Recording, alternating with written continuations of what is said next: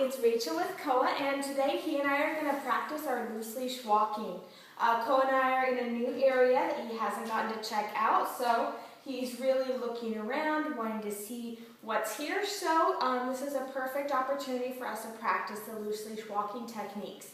Remember, we have two methods that we try to do. First is the back method, where he starts pulling on the leash. As you're walking, you plant your feet, pat your leg or snap your fingers and say Koa back, and he comes back to you so you get some nice slack back in the leash. The other method we use, I call the reverse method, where you're walking, he starts pulling like this, and so you turn 180 degrees, give the leash a little wiggle or a tug and say Koa this way, and he comes after you that way. Sometimes if a dog is really hyper, the reverse method works better because they see you going off in a different direction, so they want to follow instead of you just trying to call them back from where they're going.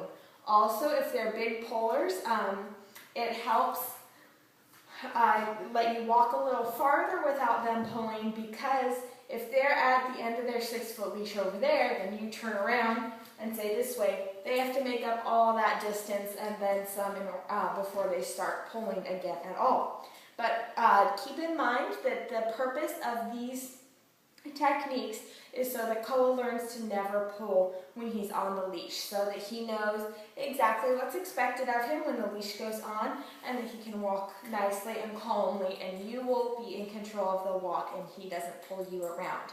So I'm going to start by walking him around, and I might give him a little bit less than the full leash since we are inside. Usually you do give him the entire leash during the loose leash walking, but we have kind of a small space here, and I want to be able to get some good practice in. So, Koa, come on.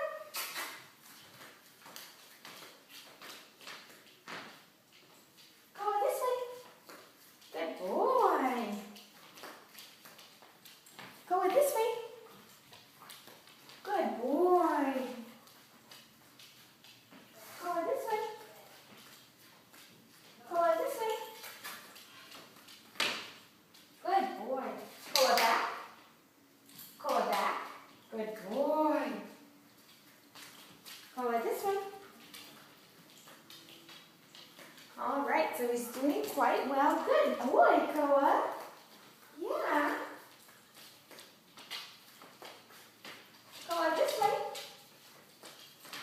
Now, what I really like about the reverse method, it can get a little confusing. Koa this way, because it's not always a reverse method, but as you can see, if Koa pulls off to the side or anything like that, it's really easy just to turn 180 degrees from wherever he's pulling and tell him to go this way. So also if he's lagging, so if he stops to sniff something behind you, you can say this way and keep going the direction you are going. Sometimes that works a little bit better to get their attention than just saying Koa back and waiting for him to come to you. Of course, he's being very good. He knows the drill by now. Remember, with the loose leash walking, we don't really use treats because the treat is that he gets to continue his walk. Good boy. All right, so we're just going to walk around some more. Come on, Koa. Try to get him excited. See if he wants to pull anywhere. Koa back. Koa back. Koa this way. Okay, so there he wasn't really responding to the back method.